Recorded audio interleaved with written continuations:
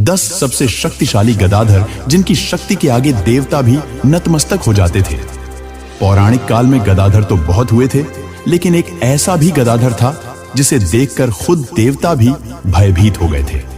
एक ऐसा भी गदाधर था जिसने अपने एक ही वार से हजारों राक्षसों को यमलोक भेज दिया था। एक ऐसा भी गदाधर था जिसने रावण को भी परास्त कर दिया था। एक ऐसा भी गदाधारी था जिसके एक वार से पृथ्वी कौंप जाती थी।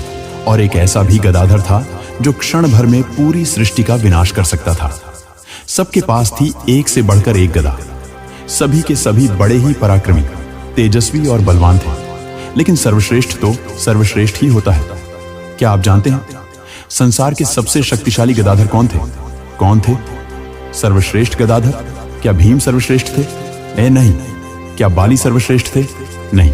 क्या अंगराज, दुर्योधन, बलराम थे सर्वश्रेष्ठ गदाधारी? नहीं।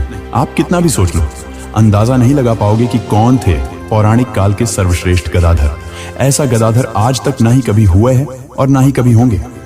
तो दोस्तों, चलिए जानते हैं प्राचीन काल के 10 सबसे शक्तिशाली गदाधर के बारे में। पहले सबसे कम शक्तिशाली गदाधर से शुरू करेंगे और इसके बाद सबसे शक्तिशाली गदाधर के बारे में जानेंगे। उसमें से नंबर 1 के बारे में जानकर दंग रह जाओगे। आप देख रहे हैं द समय चक्र। वीडियो शुरू करने से पहले अगर आप चैनल पर नए हैं तो चैनल को सब्सक्राइब जरूर करें और कमेंट में जय श्री कृष्ण जरूर लिखें। तो चलिए अब करते हैं ज्ञान की बात। नंबर 10 पर है सुग्रीव, वानर राज सुग्रीव, जिन्हें सूर्य देव का पुत्र माना जाता है। सुग्रीव एक श्रेष्ठ गदाधर थे। सुग्रीव इतने बलशाली थे कि उन्होंने और उनके बड़े भाई बाली ने मिलकर कई युद्ध लड़े थे और सभी युद्ध जीते थे। रामायण में श्री राम और रावण के युद्ध के दौरान उन्होंने कई राक्षसों को अपनी गदा से मार गिराया था और कई के रथ तोड़ डाले थे। उनकी गदा के एक प्रहार से सैकड़ों राक्षस हवा में उड़ने लगते थे और उन्होंने एक बार तो रावण का मुकुट तक गिरा दिया था, जिसका उल्लेख आप वाल्मीकि रामायण में बारीकी से पढ़ सकते हैं। सुग्रीव के पास बल की कोई कमी नहीं थी। नंबर 9 पर है अंगद। अंगद जो कि बाली के पुत्र थे। अंगद गदा युद्ध में निपुण थे। रामायण के अनुसार जब वे रावण के महल में दूत बनकर गए तब उन्होंने अपनी गदा के बल पर तांडव मचाया था। वह अपने आप रावण की सभा में पहुंच गए थे। वहां उन्होंने रावण को चुनौती दी थी कि हे लंकेश, यदि तुम्हारी इस सभा में उपस्थित योद्धाओं में से किसी में भी इतनी शक्ति है जो मेरे पैर को जमीन से उठा सके, जबकि मैं तो उनका एक सेवक हूं, और तब किसी भी योद्धा से उनका पैर हिला भी नहीं। मेरे तो सोचिए उसकी गदा के प्रहार में कितना बल होगा। रामायण के युद्ध में उन्होंने अपनी गदा से कई राक्षसों को मार गिराया था। नंबर 8 पर है जरासंध। जरासंध जो कि मगध के राजा थे, महाभारत काल के एक श्रेष्ठ योद्धा थे। मल्ल युद्ध और गदा युद्ध में उसके समान कोई अन्य दूसरा नहीं था। कंस की मृत्यु का बदला लेने के लिए जरासंध ने मथुरा पर कई बार चढ़ाई की। जरासंध के आक्रमणों से बलराम जैसे श्रेष्ठ गदाधारी भी यादवों को नहीं बचा पाए और अंत में श्री कृष्ण को द्वारिका में जाकर बसना पड़ा। इससे आप जरासंध की शक्ति का अनुमान लगा सकते हैं। जरासंध ने उस समय के ज्यादातर राजाओं को बंदी बना लिया था। वो 101 राजाओं की बलि देकर सम्राट बनना चाहता था। अंत में श्री कृष्ण की सहायता से भीम ने जरासंध का वध किया। नंबर 7 पर है महाबली भीम। भीम जो कि वायुदेव के पुत्र माने गए हैं। महाभारत के अनुसार भीम भी गदा युद्ध में कभी नहीं हारे। भीम में हजारों हाथियों का बल था और उन्होंने वनवास के समय अनेक राक्षसों का वध किया था। महाभारत के युद्ध में भीम ने अनेक योद्धाओं को मारा और सभी कौरव भाइयों का अंत किया। दुर्योधन गदाधर भीम का प्रतिद्वंदी था और वह भी भीम जैसा श्रेष्ठ गदाधर था। दुर्योधन को मारना भी बिना छल के नामुमकिन था। युद्ध के अंत में माता गांधारी के प्रताप से जब दुर्योधन का शरीर वज्र का बन गया था, हालांकि दुर्योधन ने भीम की हालत खराब कर दी थी और जब भीम हारने लगे थे तभी श्री कृष्ण के इशारे पर भीम ने दुर्योधन की कमर के नीचे प्रहार कर गदा युद्ध के नियम के विपरीत दुर्योधन को वध कर दिया। गदा युद्ध में कमर के नीचे प्रहार नहीं किया जाता और क्योंकि भीम ने इस नियम को तोड़कर दुर्योधन को मारा था, इसलिए वहां बलराम क्रोधित हो उठे थे। नंबर 6 पर है दुर्योधन।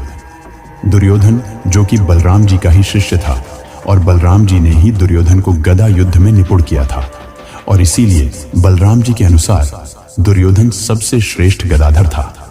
पांडवों के वनवास के समय 12 वर्ष तक दुर्योधन ने भीम की लोहे की प्रतिमा बनाकर अभ्यास किया था और वे भीम और जरासंध से भी शक्तिशाली गदाधर बन गए थे। यह बात कृष्ण जान गए थे कि कोई भी दुर्योधन को सीधे तौर पर कभी नहीं हरा पाएगा।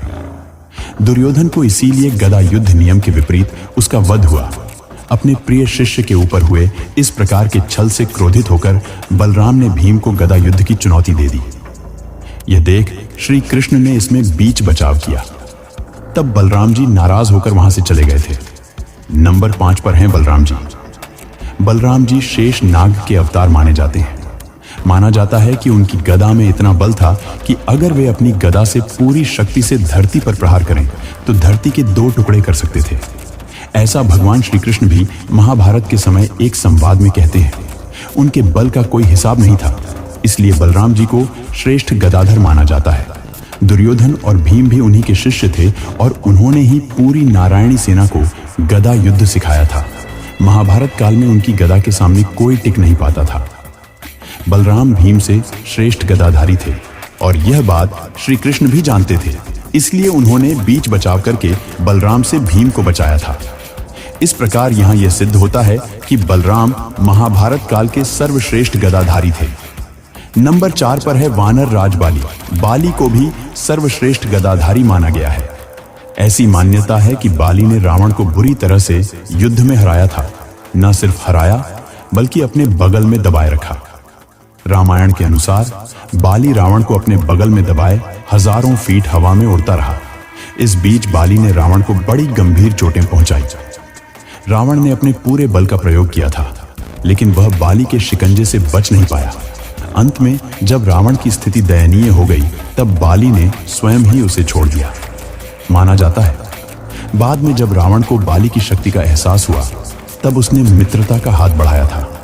वाल्मीकि रामायण में ही किष्किंधा कांड के सर्ग 8 में जब सुग्रीव और श्रीराम की मित्रता हुई, तब सुग्रीव ने प्रभु श्रीराम को अपने बड़े भाई बाली के बारे में बताया कि कैसे उसने एक राक्षस के साथ सालों तक लड़ाई की और कैसे उसने जबरन सुग्रीव की पत्नी का हरण कर सुग्रीव को किष्किंधा से निकाल दिया। दोस्तों, बाली गदा युद्ध में इतना माहिर था कि कोई भी गदाधारी उसके समक्ष ज्यादा देर तक टिक नहीं पाता था। सुग्रीव भी बड़े श्रेष्ठ योद्धा थे और राम रावण युद्ध के समय उन्होंने रावण से मल और गधा दोनों ही युद्ध किया था, लेकिन इसके बावजूद वे बाली को हरा नहीं पाए थे।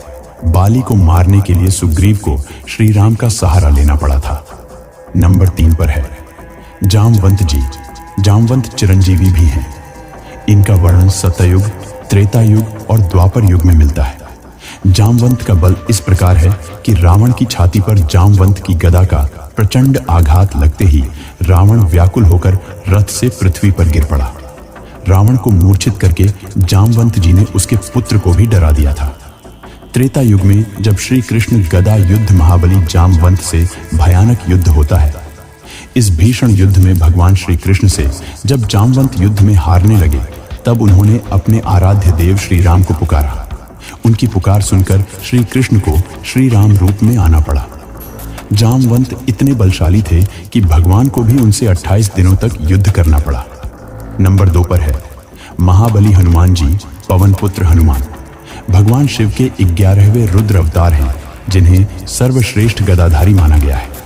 शायद आप यह बात जानकर चौंक जाए कि बलराम जी भी किसी से गदा युद्ध में हारे थे, तो वह थे महावीर हनुमान जी। यह तब हुआ था जब अर्जुन, भीम और बलराम को अपने आप में श्रेष्ठ होने पर अहंकार हो गया था।